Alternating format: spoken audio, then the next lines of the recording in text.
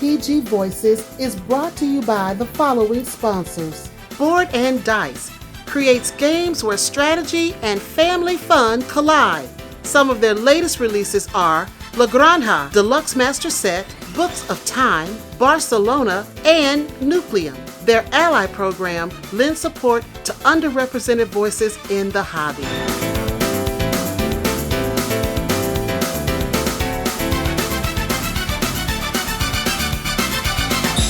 Pandasaurus Games prides themselves on innovative, groundbreaking designs with art that pushes the boundaries of creative expression. Some of their latest releases are Sea Salt and Paper, Mind Up, Nacho Pile, The Fox Experiment, and Emerge, just to name a few. To check out their full catalog of games, accessories, and more, visit pandasaurusgames.com. Hi everybody, I'm Starla. I'm Mick. And we are Our Fan Plays Games. Voices, yes! Yes. And we are back with another episode of OFPG Voices. We're back. Yes. We are back to see these lovely, beautiful voices. Yep, that's right. And we are focusing this week on tile placement games. Oh yes, I like tile placement. Me too. Yes, I enjoy it. I but love sometimes they can kind of get a little puzzly and get in your head. Well, especially if you're using polyomino tiles. Yes. You know, but tiles come in all shapes. They Yes, can they be do. square, you know, they can be All hexagon types. shape. Round. Round. I mean, all kinds of things you can use Yes. with tiles. And I love the variation in tiles. And we have 3 awesome contributors this Yes, week. we do. Yes, we do. We're going to kick it off with Alexis from Alone Not Lonely. Yes. And she's going to give us a review. Yes. And then next up is Aaron from GameEnthus. He's going to teach us a tile game. I'm excited. I'm Yes. excited. And last but not least, we have Reggie from Yeah. Rolling Reggie. Yes. And he's going to give us his top 5 tile placement games. I'm excited about that one. Me too. But first, family, we have a guest contributor for our Good Humans segment, and it is Chris Goodlet from the Charity Boardgamer. Let's hear what he got to say. I'm excited. Hey, it's Chris from Charity Boardgamer for the Good Human segment. Once again, thank you very much to Mick and Starla and Grant for inviting me to actually put a segment out there. It's kind of cool. I want to start off with a couple things. I'm going to read a couple quotes, and these are from one of my favorite people, Mr. Rogers. If you could only sense how important you are to the lives of those you meet, how important you can be to the people you may never even dream of, there is something of yourself that you leave at every meeting with another person. Another quote from Mr. Rogers. In times of stress, the best thing we can do for each other is to listen with our ears and our hearts, and to be assured that our questions are just as important as our answers. When I was thinking about Good Humans in this segment, it's been about a month, a little over a month since I've been invited to come on and talk about this. And I thought about how so much, even after the pandemic, how there's so much vitriol, so much hate, so much everything opposite of inclusivity on social media and just out there. And it's sad. I think one of the things that we have as a board game community, which really does help invite people, is the table. We've got the table. We've got the board games. You know, you can come sit down and just be able to relax. I think sometimes one of the things that we don't do, and we're so quick to type and we're so quick to respond, is we don't take the time to actually listen, to read the story, to find out the context of what's going on. And I think that's something that is very important. I remember Roxley came out with this amazing image a while back where it says an atheist, a Christian, a Jew, and a Buddhist all go into a board game cafe and they have a good time. That means that there's other people with different beliefs than you, other thoughts than you, other preferences than you, different genders, different sexualities. Just everything's different. But it doesn't make them less. And the table is a great way where we can all be on equal footing. And all it takes is just that little bit of time where we put this down, we look at the person in the eyes, and we have a conversation. But what's even more important than you when you talk is when you listen. I've had the chance to do a bunch of different interviews with different members of the community. Mick and Starla have been on. Jade Rogers, who's one of my closest friends now, which is just amazing. Because all it was we took time to listen. Took time to talk to each other. And even after our interview, after she came on, I remember just spending another hour just talking about things that I don't go through, that she goes through. And it helped me to understand a little bit more about what her life is like. And it helped me to be able to create a better relationship with her as well. Same thing with other members of the board game community. They've come on, they've talked about different causes that they believe in. Some have had some really horrible experiences in their life, things that I have not personally experienced. But that's where the listening comes in. That's where we, as human beings, can make such a difference. We remove that cognitive bias, we put the phone down, and we listen. We hear a person's story. We don't jump to conclusions. We instead respond in accordance to what we hear and what we listen to.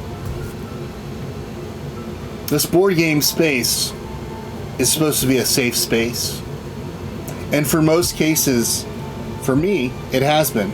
But I know for a lot of others in this community, they've had some bad experiences. Why? It shouldn't be the case. The board game space is supposed to be a place of acceptance, of love, of fun. When you sit down at a table, you're ready to play a game. You're ready to have a good time. You might suck at the rules. I know I do most of the time. But you still get to have an experience with other people. Why not make that experience something that's enjoyable? Make it into relationships that can later come down the road where you basically consider these people like family. I know I have, and it's been a blessing on my life. So what I'm trying to get at mainly for this Good Human segment is take the time to listen. Take the time to get to know somebody's story. By you taking that time, you'll have a better understanding. You'll help to remove the cognitive bias that we've so been ingrained with the way that we've been raised or the way that we've lived. We can take that and put that aside. Instead, see the person as a person. To treat them as a person. Not less, not more, but as just a human being that matters.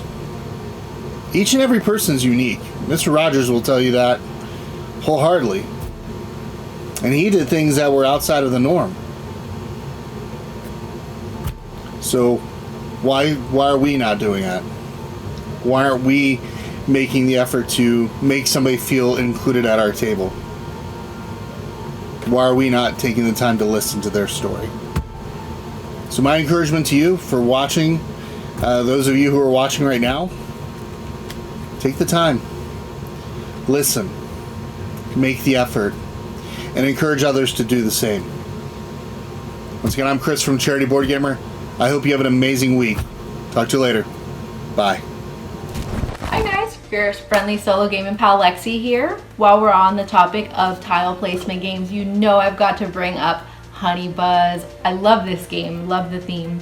In this game, players are placing their workers, also known as their beeples, all over the board at various different locations in attempts to grow their hive, send their workers out to work to generate that honey so that they can sell it, because apparently bees have discovered economics. Such a super cute theme. Throughout the course of the game, there are in-game goals that all players can compete for, and then there are end-game goals that are scored at the end of the game, which is really cool.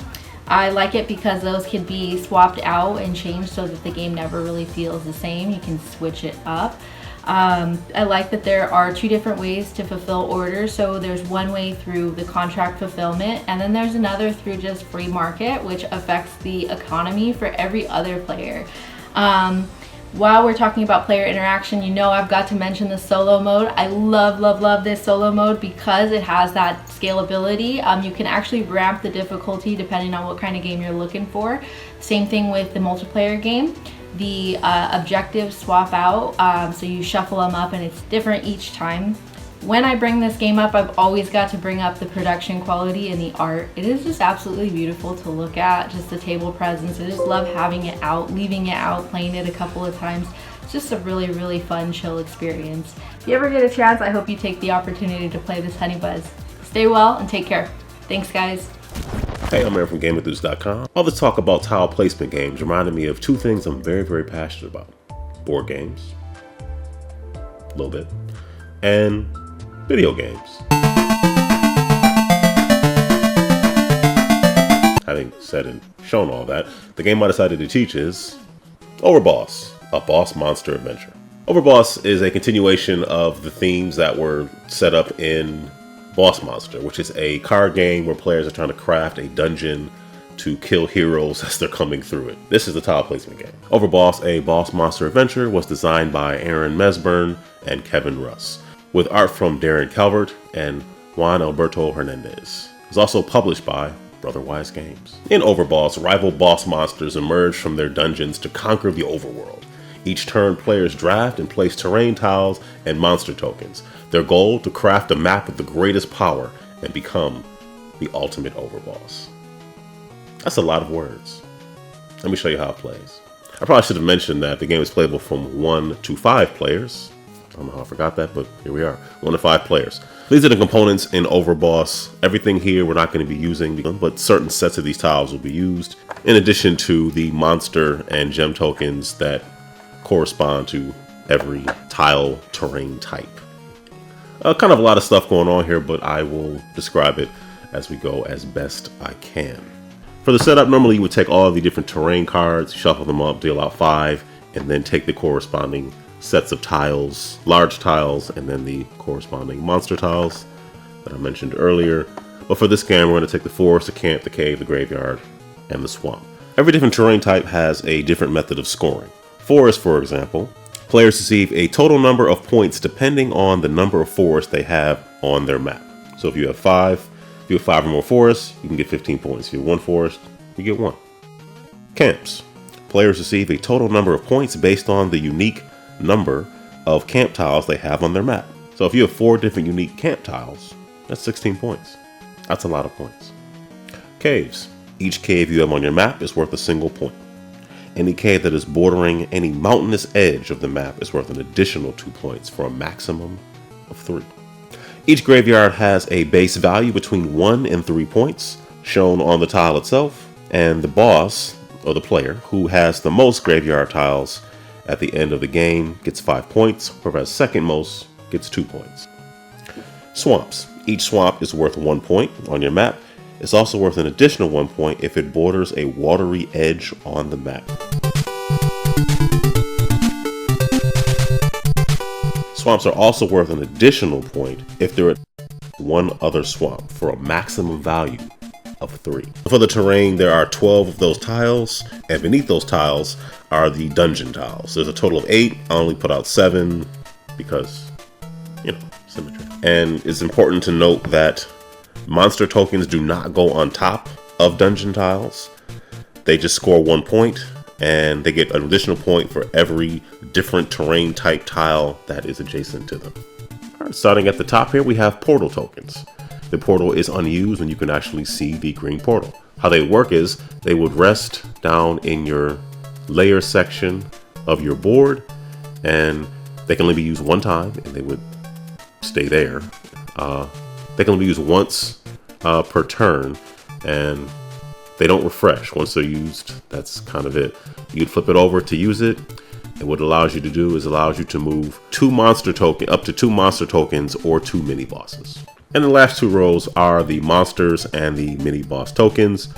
So for monsters, you can place them onto any given environment. However, if you place a monster onto its matching environment, this is a monster that belongs in the camps, I guess, and this is a camp terrain tile, you get an additional point for matching the monster token and the terrain type.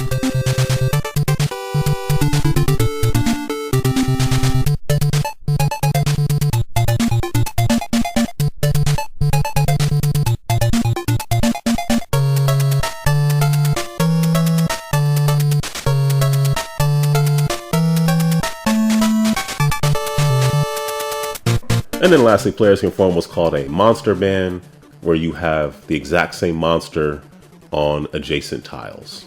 So a monster band of 2 is worth 2 points, a monster band of 3 is worth 5 points, and a monster band of 4 will be worth 7 points. Irrespective of terrain type, it's just the same monster appearing across a linear group of tiles. Okay, this is what a 2-player setup might look like. We have both boards on the same side, 3x4. So we have our layers. These are the actual stacks of terrain tiles. You just lay out 4, go into the bag, and then you're gonna add 4 tokens. You can figure out who's going first in whichever way you want to, but Psychic World is gonna go first right now. So they're gonna take this tile and put it here, and then they're gonna take the corresponding monster token.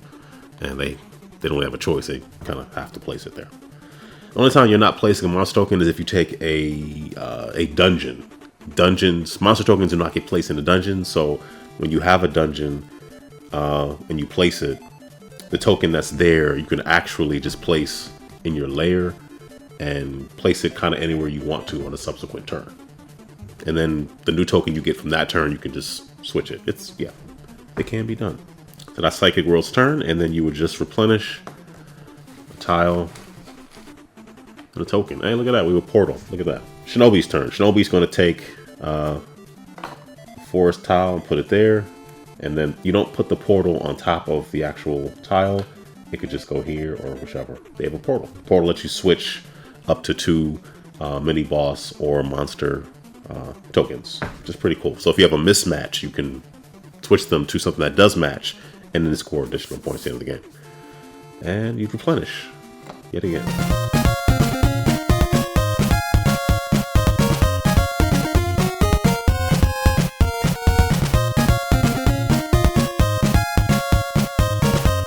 Once everybody's map is completely populated, everybody's done, meaning, the thing is full, you would pull out the scoring sheet and go through the 5 terrain types and then do mini bosses and crystals and matching monsters and bands and token scoring, boss scoring if it's applicable. Whoever's the most points wins the game. Okay, so that is a teach for Overboss. That was a more simplified variant.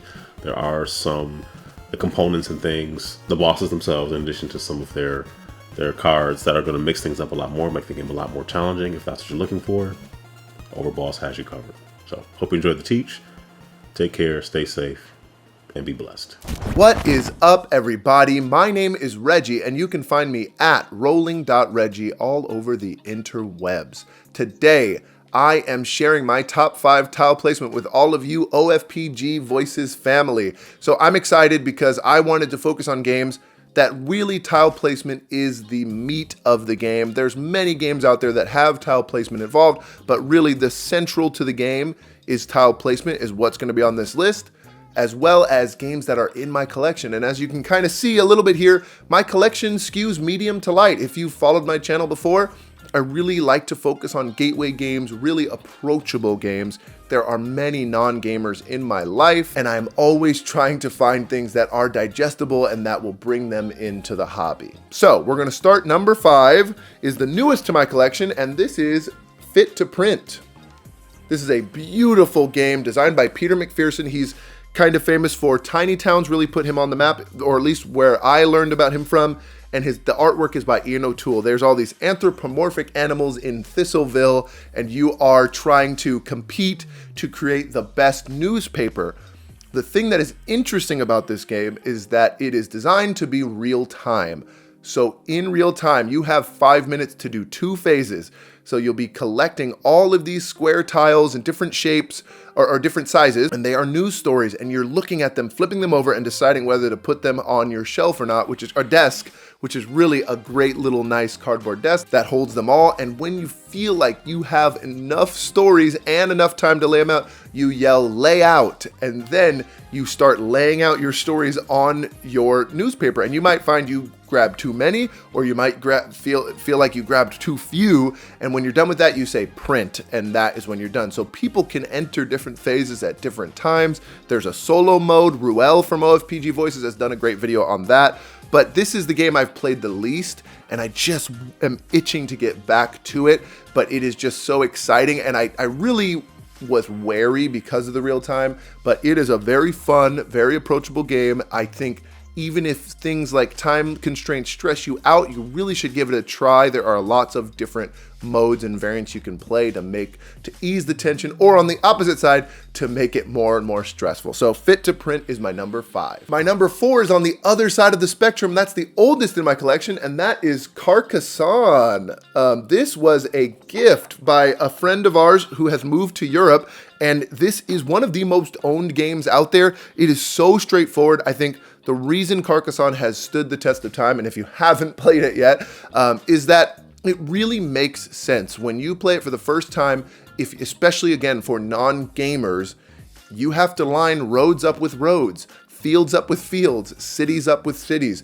It really makes a lot of sense. You can try this out on BGA. There's a million expansions, but just the base game alone is so great because it can be a little cutthroat, or it can be the most casual, relaxing, coffee table, drink some tea type game ever. And I really think this game will never ever, it says 12 million sold on my copy as well. So Carcassonne is a classic for a reason, and it is my number 4. My number 3 is over here on the shelf, and that is Cascadia. Now I have a very, very special spot for this game in my heart because it is the game that is centered on the Pacific Northwest. I grew up in the Seattle area. I live in Portland now, and I love the nature theme. It is the only game with the hexagon tiles on here, but the basic premise of Cascadia is you're going to be grabbing a pair of tiles. One is an animal token, and one is a habitat tile. And you're going to be putting them in your own habitat in any spot that you want. Anything can match up to anything, but you are encouraged or incentivized to put forests with forests and rivers with rivers and plains with plains because it gets you more points. And it is another example, just like Carcassonne, where it is so relaxing. You can have such a great time and be in dead last, or you can really sweat it out and really have excruciating turns where you think about every little decision. But unlike other games that I really enjoy that are more restrictive, you can go in any direction you want on your own board with Cascadia. And the new expansion, which you'll hear about more, is really, really a great addition to this already near perfect game. I mean, Cascadia is many people's favorite game of all time, or favorite game of recent years, and it is just always an enjoyable experience. Cascadia, my number 3. So I had a tough time deciding between my number 2 and my number 1, but I have to go with one of my favorite small box games and 2-player games, and that is Botnik. Now this, I believe, is the most underrated tile placement, the most underrated 2-player game out there. My wife recommends this all the time. It is the game she always is requesting to play, and it is very crunchy little tile placement game. So it is a trio of designers. They're all French, and Sébastien Pochon is famous for Jaipur, one of the better 2-player games of all time. How this game works is you are going to be drafting tiles and putting them into your machine. We are posing as mecha botanists trying to use these pipes to create an irrigation system and grow plants and score points by matching colors and doing all of this. But the real twist of the game is instead of drafting one of the 3 tiles, you have to place it into a center row, and it has to match one of 5 other tiles, either the color or the shape. And so you're putting them on your side of the row, your opponent is putting them on their side of the row, and then whenever another tile is put on the middle and it no longer becomes a match, it gets released to you. You might also be releasing a tile to your opponent, but that is how you draft. The draft is really, it is complex and nuanced, but it gives it all the crunch in the world, and there is so many, after you've played it dozens of times like I have, there's all these moments where you are completely doing a play that doesn't seem beneficial to you, but it is just a defensive play to keep your opponent, your wife, from getting that tile that they may need. So it is a game that is, honestly, it's endlessly replayable. It is one of my most played games. I think it just, I don't know why it really slipped under the radar, but I just think this game will be in my collection forever because it's one of my wife's favorite games, and Botnik is, again, I think deserves more credit than it gets. And finally, the only game that I could put higher than Botnik on my list is my first real gateway tile placement game, and that is King Domino. Now, this is published by Bruno Cathala, and I just love the original base version of King Domino. I still play it on BGA, still bring it out when introducing new gamers. I think for me personally, what really shocked me when I first played King Domino was when you grew up playing board games, there's a board, a central board in the middle, and King Domino was like, hey, here's 4 domino-looking cardboard tiles, and they're in the middle, and you got to grab those, and you have to create your own board, and it's very intuitive. You want to match color, you have to match some sort of color to color, just like in dominoes where you're matching the same number, and you get to build something while you're playing, and it's got a really fun draft order. Again, you're not just taking turns in clockwise order. There's a reason why you might claim a certain tile at the top so you get first choice in the next draft. There's a lot of little things like this in King Domino for such a simple game. There's a reason it won the Spiel des Jahres in 2017. It is my hands down the gateway game that really opened my eyes to what board games can be, and I still think it is one of the best out there, and it is always delightful. I would call this my comfort game, and I think it is for many folks. So if you have just been avoiding it for whatever reason, I think you should give King Domino a try. It's meatier than you think, as well as also just being a nice, relaxing introductory game. So those are my top 5 tile placement games. I hope you enjoyed them, and I will see you in the next OFPG Voices video. All right, another great episode. Yes. First, I want to say thanks to our sponsors, Yes. Board&Dice Yeah. and Pandasaurus Games. Go support them, y'all. Exactly. Yeah, they supporting us. Support them. Yes. And of course, we have to thank our awesome contributors. Yes. Now, Alexis gave us a really quick review on Honeybuzz. Honeybuzz is a really cool game. The components are out of this world, Yes. and it's a really fun game. Now, the one thing I hate is that it was so forgotten with so many games coming out that year, or every year they come out, but it's just forgotten. But it's an underrated game, and people totally should check agree. it out. I totally agree with you. Definitely. And then Aaron came along and he taught us how to play Overboss, a boss monster adventure. And it is so fun. Now, Grant really likes it because it looks like a video game. It looks like a video game, but it's a really fun game. Yes, it is. Yeah. And last but not least, here comes Reggie with his Here come top Reggie. 5. Here come Reggie. You know, he brought up Fit to Print. That great game. It's a great Great game. game.